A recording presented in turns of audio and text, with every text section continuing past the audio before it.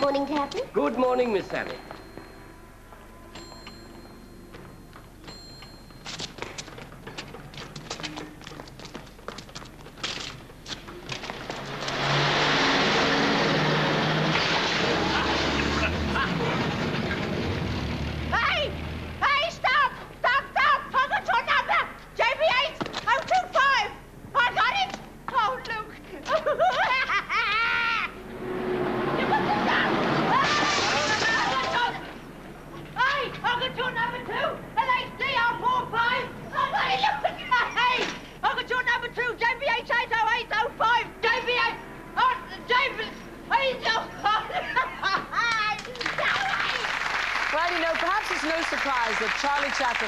Predicted that those talents would see him take up the chaplain mantle. His genuine rags to riches tale is published tomorrow in an autobiography called My Turn, and I have to tell you, it's our turn to enjoy his company now. So I know you'll give the biggest and the warmest welcome to Sir Norman Wisdom.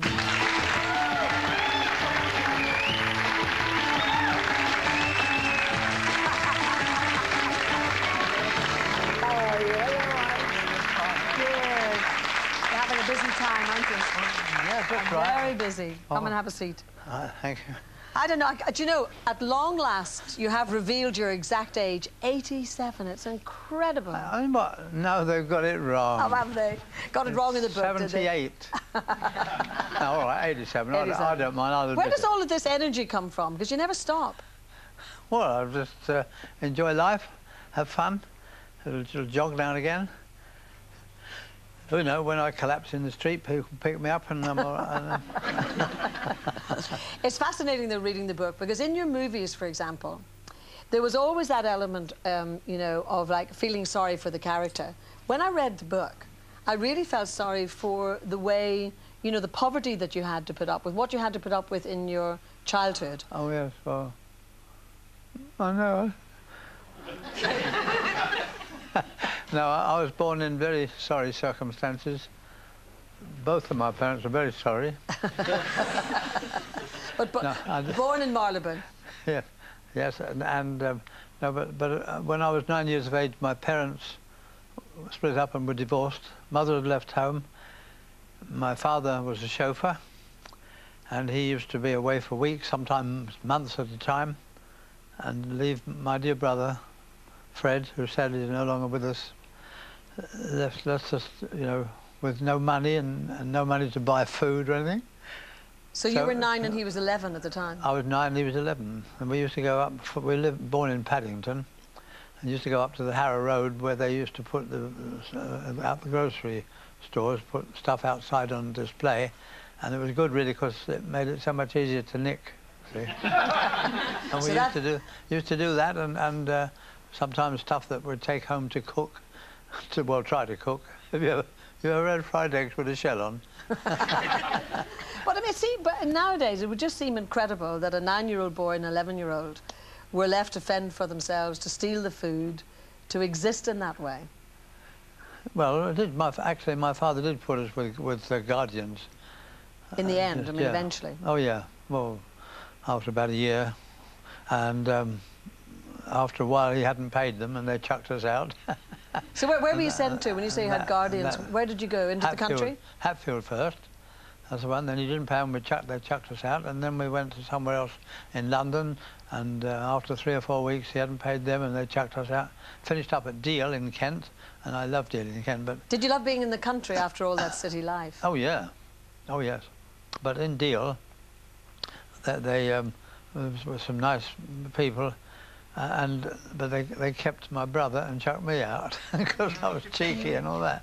But through my schoolmates, they knew of a couple of people, elderly people, who had been trying to adopt somebody, and they hadn't been allowed to, but they took me on. And they were smashing to me, and I left school when I was 13. Was it in Deal, though, that you saw your very first film unit? You know, you saw a film crew and... Oh, well, they were, yeah, around by the boat saving thing. And they were doing film at night, and I stayed up nearly all night watching them, you know, but that's all I could do. Fascinating. I just watch. Yeah. I know that. Then I was errand boy at Lipton's. Do you want to know about that? Yeah, sure. I love all the jobs that you did. Because I was delivering on a bike, and I'd never had a bike all my life, and I became the fastest errand boy in town with that. Actually, your mother bought you a bike, didn't she, though, at one stage? Oh, she did buy me a bike, yeah, but that was a couple of years before that. And I took it home, and my father said, "Where'd you get that?" I said, "My mother gave it to me for Christmas," and he stamped all on it and smashed it up. Oh, not good. No, anyway, so you got on your Lipton's bike. Yeah, I got on my Lipton's bike, and I became, without a shadow of a doubt, the fastest errand boy in town. So much so that the manager of the Home and Colonial stopped me one day in the High Street deal, and he said, "Would you like to come and work for me?" I said, "Why?" He said, "Because you're the fastest errand boy in town." I said, "All right, well, how much will you pay me?" He said, "Well, how much you get now?" I said, 8 shillings a week. And he said, I remember, he said, "All right, I'll give you 10. So I went to the manager of Lipton's, and I said, "The manager of Home and Colonial is going to give me 10 shillings a week." So the manager of Lipton's said, "All right, I'll give you 10. So I went back to the manager of Home and Colonial, and I said, "The manager of Lipton's is going to give me 10 shillings a week." And surprisingly, the manager of Home and Colonial said, "I'll give you 12. And so I went back to the manager of Lipton's, and I said, "This is really true." I said, "The manager of Home and Colonial is going to give me 12 shillings a week." So the manager of Lipton's said, "All right, I'll give you 12. So I went back to the manager of Home and Colonial, and I said, "The manager is going to give me 12 shillings a week." And the manager of Home and Colonial said, "I'll give you 14. I said, "Honestly true." So I went back to the manager of Lipton's, and I said, "The manager of Home and Colonial is going to give me 14 shillings a week." And the manager of Lipton's said, "All right, well, shove off."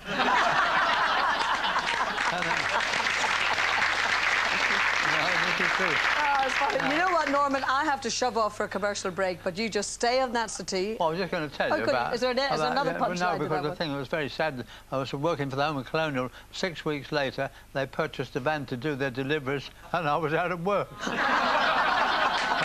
That taught me not to be greedy. It really did. You know what? I'll be out of work if I don't go to this commercial break, but Norman will be here right after. See you then. Exactly.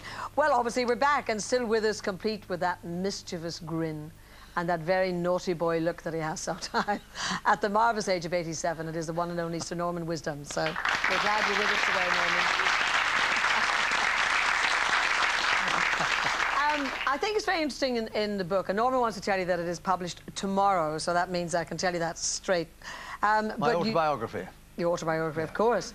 But you do talk about the army as being, you know, the one organisation that gave you a structure to your life, education, all sorts of things. So how do you look back on that period? I owe everything to the army, because I know it sounds terrible, but I was sleeping in ditches and haystacks and doorsteps and stuff, and starving hungry. And I was sleeping behind the Marshall Foxtrot show at Victoria Station when I was just 14. And I used to go over the road to a coffee stall, which was open all night, and just look over the counter about 1:30 in the morning. And he'd ask me questions. I told him my position and all, and he pushed me a cup of bovril and a nice toasted bun thing, and I used to do that. I used to kill it every night until he got fed up with it. You know? About 8 or 7 or 8 nights. Anyway, one night he said to me, "Why don't you join the army?" And I said, "I can't get in the army at my size." And he said, "Yes." He said, "You get in the army when you're 14." And he said, "They expect you to grow." So I said, "Well, what do I do in the army?" He said, "You get into the band as a boy." I said, "I don't know anything about music." He said, "Well, kid 'em, at least try." And so, honestly true, I went down to Scotland Yard, was a recruiting centre in those days, and the guard allowed me to sleep in the guard room.